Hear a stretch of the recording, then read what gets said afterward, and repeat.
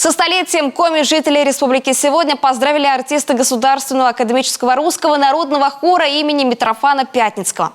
Коллектив выступил на сцене Республиканской филармонии и тем самым дал старт гастролям в нашем регионе. В репертуаре коллектива подлинные русские народные песни, композиции в современной обработке, авторские произведения, плясовые и хороводные мотивы. В каждый город мы ездим с разными программами. И, как правило, в своих программах мы стараемся отобразить все направления, творческие направления деятельности современного хора имени Пятницкого. Все строится в разные области России, потому что мы общерусский народный хор, и мы имеем полное право представлять именно в таком аспекте своей программы.